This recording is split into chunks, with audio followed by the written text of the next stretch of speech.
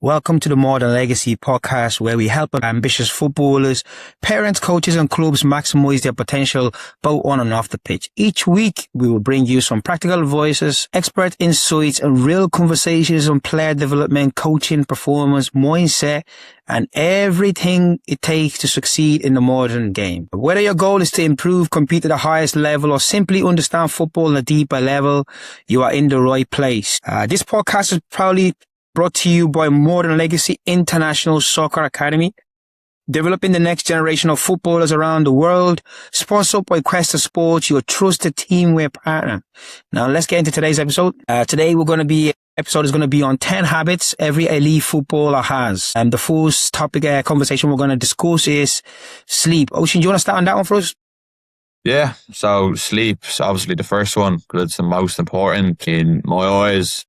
Sleep allows your body to recover, to exert max force for the next day because your body's fully recharged, fully recovered, can go at 100% effort the following day. It also allows you to recover from little injuries, kind of sore muscles, all this stuff.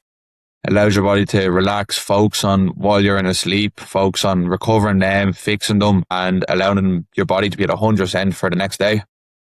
Yeah, no, sleep is absolutely vital. I mentioned previously before in regarding to the benefit I found when I started using Whoop Watch, which is spelled WHO.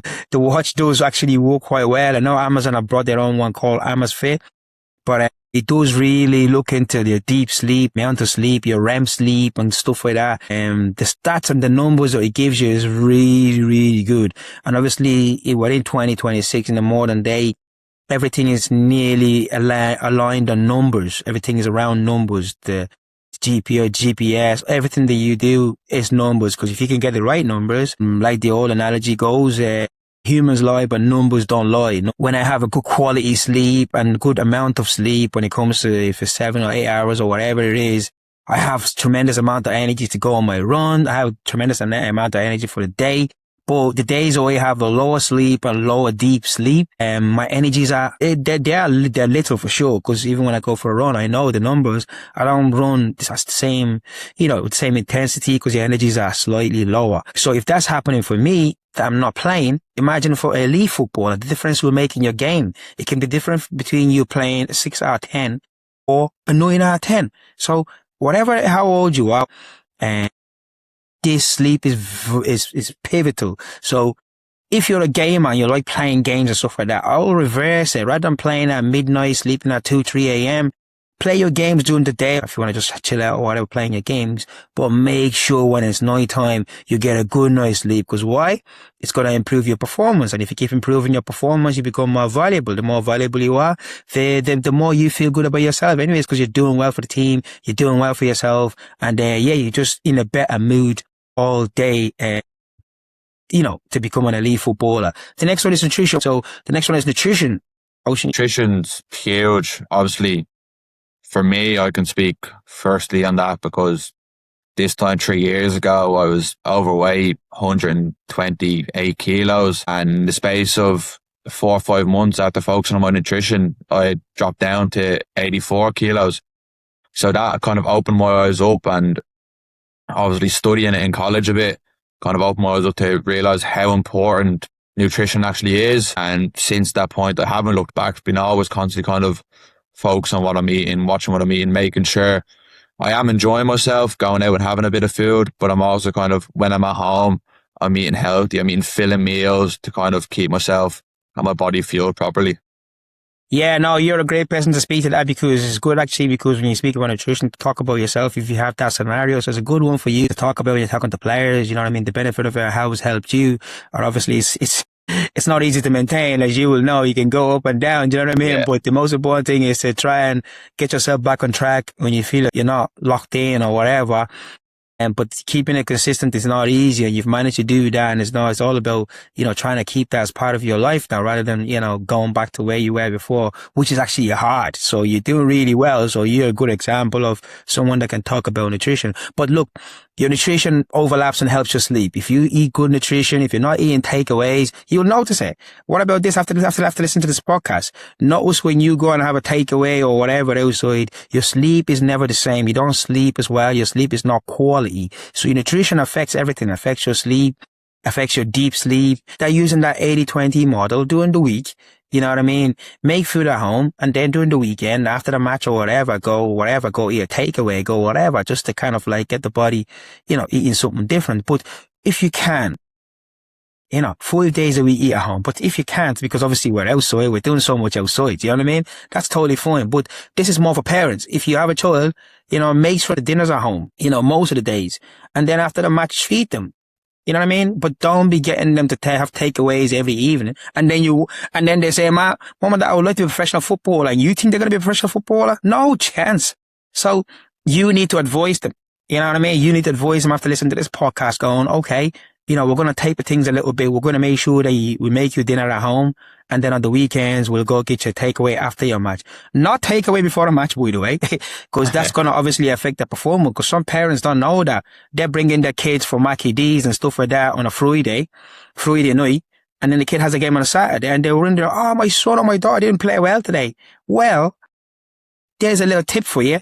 Have the McDonald's after the match, not pre, but post, if you're going to have those takeaways. But yes, nutrition is vital. Recovery. Yeah, recovery is huge. Just eating the little things, bands, foam rolling, stretching properly before and after to cool down. Noticed, for me especially, haven't picked up many muscular injuries. Still have the odd contact injury from the sport. That's going to happen, but muscle injuries have been at a minimum compared to, if you go back 4 or 5 years ago, I was picking up one every 2-3 weeks just from poor recovery. Whereas now I've implemented foam rolling in my daily routine every morning. 15 minutes is all it takes to get a good stretch in. And I've gone now 2-3 years without any sort of muscle injuries. So I'd highly recommend getting a good recovery routine in. Yeah, foam rolling is game changing, when I done the course on foam rolling over 10 years ago, it changed my mindset, it changed my outlook on how I coach my players. And any player that comes on board at a certain age, if it is the mentorship or the football and education, number one, foam roll, mate, because it's game changing, A lot of professional teams will have physios to kind of give you like a rub or foam roll before training or before matches. But since foam roller came in, now you can self-manage it. Now you can be Mr. Independent or Mrs. Independent, because now you can pre-roll, get that blood flow, because foam rolling creates blood flow. Blood flow creates mobility, good range of motion, prevent injury. So if there's one tip that you can learn from here, are you a parent? Are you a player? Are you a coach? Start foam rolling. It's not rocket science. Just move the foam roller back and forward, and that can be a good start. Move the foam roller back and forward. The back and forward movement is what creates blood flow. And you see yourself recovering faster, and you see yourself performing better. I'll foam roll every morning because I know I need to get a blood flow, because if not, I'll be stiff. I won't be in the best mood. But if you can get foam roll going in your body, what a way to start your day. But even if you can foam roll before training or before matches, it's actually good. Either one of those, it works. Once you're able to do it before you start doing any kind of crazy movement or heavy movement, Self-analysis. Okay. So on the self-analysis, you need to self-analyze yourself. Now you can get someone else to help you with your, analysis on, your game and different things, but you need to sometimes criticize yourself. Do a little check on yourself. You know what I mean? What am I doing well? Okay, 3 things what we use obviously in the academy, and what I use in myself after sessions or when self-reflect or whatever. 3 things I do well, and 1 thing I need to improve. Sometimes when I say to players, when I say to coaches, they're like, oh, well, I don't have anything to improve. What? Pep Guardiola has something to improve. Messi has 1 thing to improve. That's why, they still have coaches coaching them, mentors mentoring them. So every single session, after every session, if you want to get good at it, or you can do it yourself just for after matches if you're a player. Okay, after matches, What are three things I done well? I done this well. I done that well. What's one thing I need to improve? Okay, I need to improve on that. Self-analysis allows you to grow. After each games, they do three things that worked out well for them and one thing they can improve. Game changer. Get over yourself on that. Yeah, self-analysis is huge. Like, there's no bigger critic than yourself. You're always going to want more from yourself. If you have that mindset, especially, you're going to want to improve every time. So self-analysis is huge. I know I do it after every game. Like, now I'll do it with my dad because he's probably my biggest critic. No matter what happens, there's always something that went wrong in the game, something I need to fix. So I could spend 30 minutes, 40 minutes with him after every game, just sit down and we'll discuss the game, how I played, how the team played, what I need to do better. And I've noticed over the past few years, now that I've kind of got out of the mindset of he doesn't know what he's talking about and started listening to him, I've started noticing when I do what he's been saying, I'm making less mistakes, I'm affecting the game more, I'm helping my team more, I'm scoring goals more. So self-analysis is a huge thing to nail down because it's the only way you're going to improve without getting out. Sometimes obviously you can't get out. You have to be in your house sitting down because you have an injury or something. Self-analysis is huge and vital to use that time to look back on matches and reflect on how you done. Very good. Right. So individual practice, obviously there's individual practice where you're with someone that knows better than you or someone that can see the game from a different point of view. And then you have that individual practice where it's just yourself. So there's different variations. So back in the days, you probably didn't have like professional coaches doing individual sessions or stuff like that, or individual practice in a group environment. But now that's affordable for players. It's a bit of a luxury for players because they can actually get better faster if they have an individual in the group practice or individual by itself kind of practice where a elite of coach who knows better than what they know.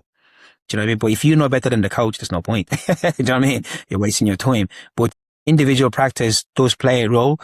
Because that's where you can refine your game. And now sometimes you can individual practice yourself for a while and there's no results.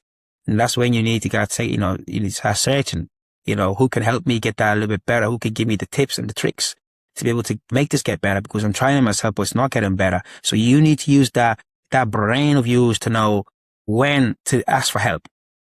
You know what I mean? Because you're going to need help to get to anywhere you want to go in life. But it's all about knowing when. Sometimes your parents can't figure it out. They don't know. Do you know what I mean? Because a lot of parents don't know football, but it's up to you as a player to go, I might need help now because I'm not getting where I need to get to. Do you know what I mean? So, and that's where you kind of bring that coach that can take you from that level in a group environment or individual in a solo environment to take your game to the next level. Yeah, I think very similarly, you got to know when kind of something has only got you as far as it can get you and when to take that next step into something else, whether it's moving on, moving team, to benefit you as a player, because everything has, as you can see, everything has an expiration date. Your team, your coaches, everything has an expiration date of how far they can get you. And that's when you got to move on to something better, something bigger, something to get you further and use that time to smartly develop and just keep moving on and pushing forward. And sometimes you've got to be ruthless and relentless and just be a bit selfish and think about yourself when you're doing that stuff if you want the best for you. Brilliant. Discipline. You stand down? Yeah, discipline's huge. Obviously, everything we've named up until now, recovery, nutrition, sleep, none of that's going to be good if you don't have good discipline. Your discipline's poor, you're going to go, it's all right if I have one bad night's sleep, which eventually leads on to 2, 3, 4. Same with your nutrition. That's okay if I have 3 takeaways this week instead of the 1 because I've done more training this week. That slowly leads in. You have more recovery, same thing. I'll miss this session of recovery. And eventually you're doing less recovery. So discipline is huge and it's all a mental game for yourself. It's just you against you when it comes to discipline. You're not competing against anyone, you're not competing with anyone. It's just you against yourself trying to better yourself. Yeah, exactly. Speaking about that discipline, without discipline, forget about it. Without discipline, you can't win. Without discipline, you can't get to the top. It's fine if you don't want to compete. That's also okay. But with discipline is what gives you that 80%. You need to be disciplined 80% of the time. 20% of the time you can do things that are not disciplined. Do you know what I mean? Do the opposite of discipline. But, discipline is key. Discipline is, unfortunately, for some people, is the only secret. It's one of the top secrets. People ask me, what's the secret? Be disciplined 80% of the time and then be non-disciplined 20% of the time. And I can guarantee you, you will get to your goal. Right, learning from mistakes. Very important to learn from mistakes, because without mistakes, it's very hard to learn. And that's why when players do certain things, if it's their first mistake, and I'm like, no, I'm not worried about it. Just make sure we learn from it. So for the next one, when coaches say to me, oh, something went wrong, I'm like, no, that's fine, because it's a learning opportunity. Now we can learn. And we can fix it, because if we're not making mistakes, just know where you can't grow yourself. You can't grow the product. You can't grow whatever you want to do. So I like mistakes, but I like new mistakes, because if we keep making the same mistake all over again, then it's a waste of time. You're not really learning. So sometimes coaches say, it's okay to make mistakes. No, it's okay to make new mistakes. All the time, new mistakes. And then we can go, right, okay, that's what I need to do. Coach, if you're a player, ask the coach, what do I need to fix that? Because I've made that mistake once or twice now. How do I fix it? Then they'll give you the technique, the keys to unlock that. But yes, make mistakes. Fix it, because that's a learning opportunity. Then make new mistakes, because if you're not making new mistakes, things are too easy for you.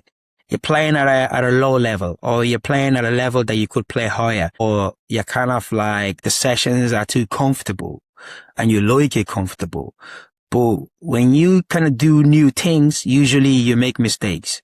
So yes, mistakes, taking risks comes with mistakes. But once you make that mistake, you go, boom. I realized how I done that shot. I had that shot, and I didn't straight through the front of my foot, or I kind of lifted it all under the ball. Now, next time when I have that shot, I'll fix the mechanics of that.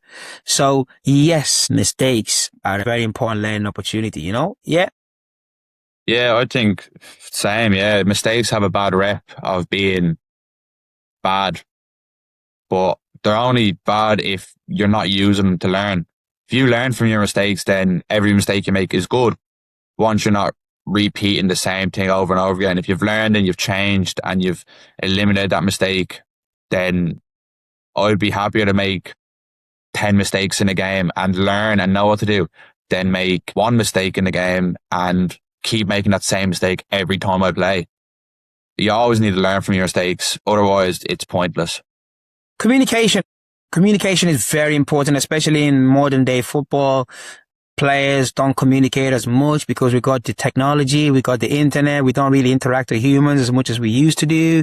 So communication has become a big issue in the game. I would encourage players to always communicate. Go left, say go left, go right, come back, cover me, go here. Just little details, because if you can communicate those simple communication of go left, go right, move forward, those little details, not just only keep you in the game, because when you don't communicate, sometimes you can lose concentration.